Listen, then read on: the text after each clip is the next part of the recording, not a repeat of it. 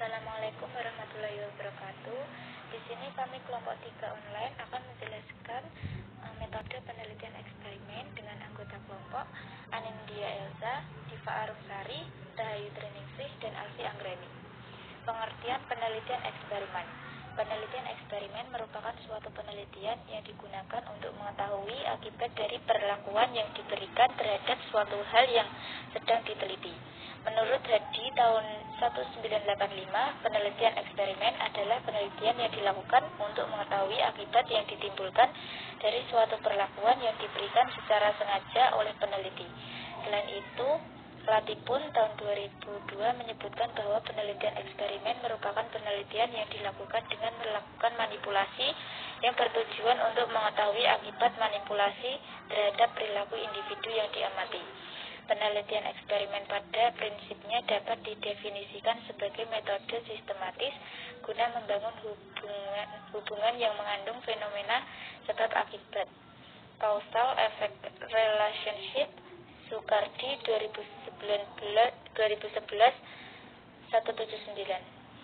Pada umumnya, penelitian eksperimen lebih menekankan pada pemenuhan validitas internal, yaitu dengan cara mengontrol atau mengendalikan pengaruh faktor-faktor di luar yang dieksperimenkan yang dapat mempengaruhi hasil eksperimen. Adapun faktor-faktor yang dapat mengancam validitas internal suatu hasil penelitian eksperimen antara lain adalah: yang pertama, histori, yaitu kejadian-kejadian tertentu yang terjadi antara pengukuran pertama atau pretest dan kedua post-test. Selain variabel-variabel yang dieksperimenkan atau treatment. 2. Maturation atau kematangan, yaitu proses perubahan di dalam diri subjek yang terjadi selama berlangsungnya eksperimen. Misal, makin terampil, makin lelah atau jenuh, dan sebagainya. Untuk mengatasi hal ini adalah dengan mendesain eksperimen yang tidak terlalu lama. 3.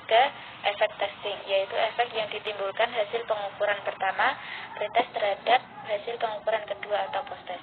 Cara mengatasinya adalah dengan tidak memberikan pretest. 4.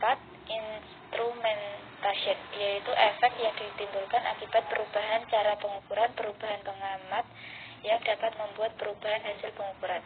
5. Selection, yaitu adanya bias di dalam menentukan atau memilih responden atau subjek untuk kelompok eksperimen, atau kelompok yang diberikan perlakuan, dan kelompok kontrol atau pembanding. 6. Statistical regression, yaitu bahwa kelompok yang dipilih berdasarkan skor yang ekstrim cenderung akan meregres ke rata populasi.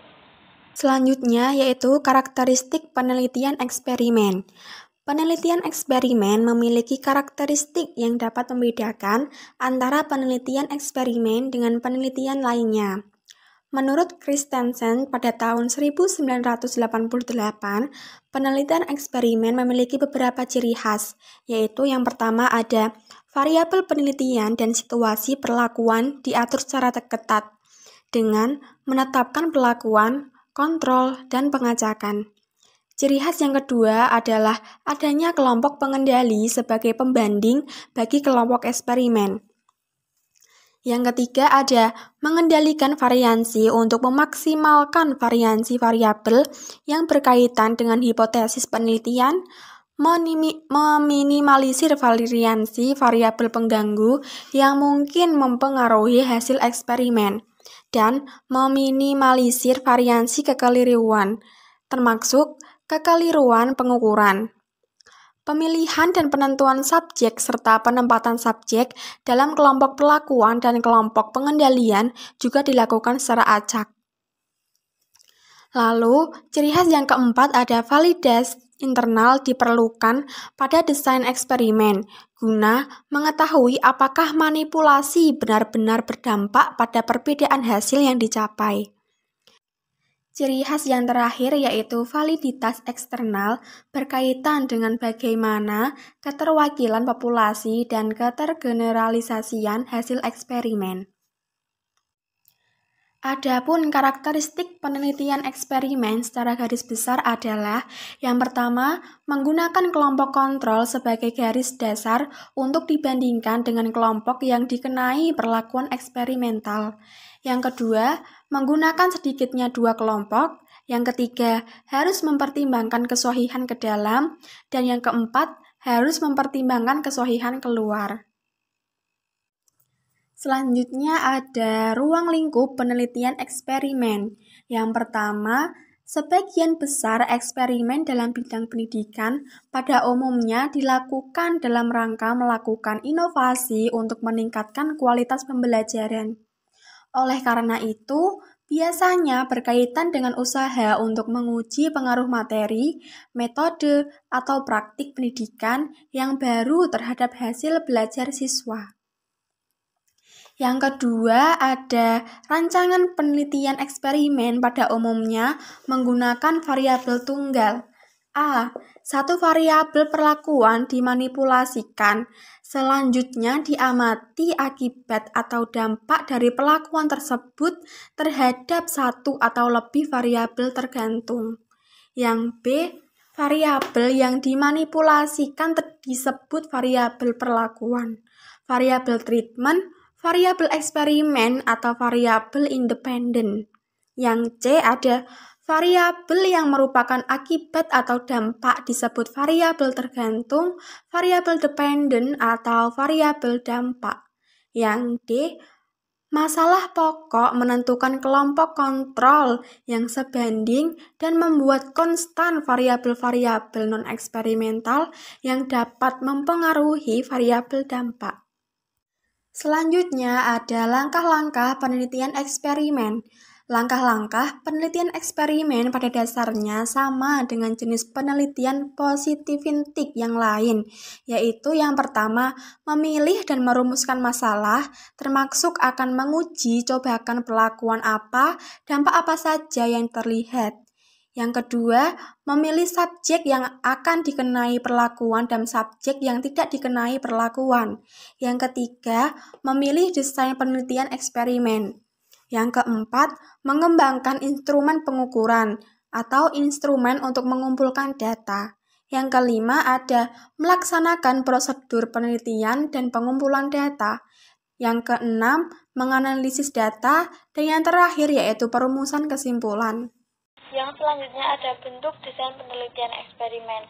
Menurut Sugiono, terdapat beberapa bentuk desain eksperimen, yaitu yang pertama, pre-eksperimen. Disebut pre-eksperimen karena desain ini belum merupakan desain sungguh-sungguh, di mana variabel luar yang ikut berpengaruh terhadap terbentuknya variabel dependen. Hasil eksperimen yang merupakan variabel dependen akan semata-mata dipengaruhi oleh variabel independen. Dalam pre-eksperimental design terdapat 3 alternatif desain sebagai berikut. Yang pertama, one-shot case study untuk menunjukkan kekuatan pengukuran dan nilai ilmiah suatu desain penelitian. Yang kedua, the group pretest post-test design. Perbedaannya dengan yang pertama adalah desain ini terdapat pretest sebelum diberi perlakuan. Hasil perlakuan dapat diketahui dengan lebih akurat karena dapat membandingkan dengan keadaan sebelum diberi perlakuan. Yang ketiga, the static group conversion. Penelitian jenis ini menggunakan satu grup dibagi menjadi 2, di mana salah satu memperoleh stimulus dan yang lain tidak mendapat stimulus apapun sebagai alat kontrol. Masalah yang akan muncul yaitu resiko penyeleksian terhadap subjek yang akan diteliti. Oleh karena itu, grup tersebut harus dipilih secara acak. Yang kedua ada true experiments. Disebut true eksperimen karena dalam desain ini peneliti dapat mengontrol semua variabel luar yang mempengaruhi jalannya eksperimen. Jadi, validitas internal atau kualitas pelaksanaan rancangan penelitian menjadi tinggi. Sejalan dengan hal tersebut, tujuan dari true adalah untuk menyelidiki kemungkinan saling hubungan sebab akibat dengan cara mengenakan perlakuan. True eksperimen ini mempunyai ciri utama yaitu sampel yang digunakan untuk eksperimen maupun sebagai kelompok kontrol diambil secara random dari populasi tertentu. Adapun jenis-jenis penelitian tersebut dapat dielaborasikan sebagai berikut. Yang pertama, pretest post-test control group design. Dalam desain ini terdapat 2 grup yang dipilih secara random, kemudian diberi pretest untuk mengetahui perbedaan keadaan awal antara grup eksperimen dan grup kontrol. Hasil pretest yang baik adalah jika nilai grup eksperimen tidak berbeda secara signifikan. Yang kedua, ada post-test only control group design. Dalam desain ini terdapat 2 kelompok yang masing-masing dipilih secara random. Grup pertama diberi perlakuan dan grup yang lain tidak. Bahkan penelitiannya dapat dilihat sebagai berikut, sehingga pengaruh adanya perlakuan adalah 0,1 banding 0,2. Dalam penelitian, pengaruh perlakuan dianalisis dengan uji beda menggunakan statistik tes. Jika perbedaan yang signifikan antara grup eksperimen dan grup kontrol, maka perlakuan yang diberikan berpengaruh secara signifikan. Yang ketiga, faktorial design. Desain merupakan modifikasi dari desain true eksperimental, yaitu dengan memperhatikan kemungkinan adanya variabel moderator yang mempengaruhi perlakuan terhadap hasil. Semua grup dipilih secara random, kemudian diberi tes. Grup yang akan digunakan untuk penelitian dinyatakan baik jika setiap kelompok memperoleh nilai pretest yang sama. Yang keempat, quasi-eksperimen. Quasi-eksperimen disebut juga dengan eksperimen pura-pura. Bentuk desain ini merupakan pengembangan dari true experimental design yang sulit dilaksanakan. Desain ini mempunyai variabel kontrol, tapi tidak digunakan sepenuhnya untuk mengontrol variabel luar yang mempengaruhi pelaksanaan eksperimen. Dalam eksperimen ini, jika menggunakan random, tidak diperhatikan aspek kesetaraan maupun grup kontrol. Bentuk-bentuk quasi-eksperimen antara lain: 1. Time series design. Ciri desain ini adalah grup yang digunakan tidak dapat dipilih secara random. Dalam desain ini, kelompok yang digunakan untuk penelitian tidak dapat dipilih secara acak. Sebelum diberi perlakuan, kelompok diberi pretest sampai 4 kali, dengan maksud untuk mengetahui kestabilan dan kejelasan keadaan kelompok sebelum diberi perlakuan. Jika hasil pretest selama 4 kali ternyata nilainya berbeda-beda, berarti kelompok tersebut keadaannya labil, tidak menentu, dan tidak konsisten. Setelah kestabilan kelompok dapat diketahui dengan jelas, maka baru diberi perlakuan. Hasil pretest yang baik adalah 01 sama dengan 02, sama dengan 03, sama dengan 04. Dan hasil perlakuan yang baik adalah 05 sama dengan 06, sama dengan 07, sama dengan 08. Besar pengaruhnya perlakuan adalah sebagai berikut.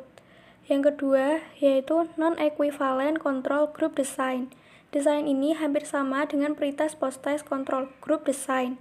Akan tetapi, pada desain ini, grup eksperimen maupun grup kontrol tidak dipilih secara random. Selanjutnya yaitu kesimpulan. Berdasarkan kajian, dapat disimpulkan bahwa penelitian eksperimen merupakan suatu penelitian yang digunakan untuk mengetahui akibat dari perlakuan yang diberikan terhadap suatu hal yang sedang diteliti.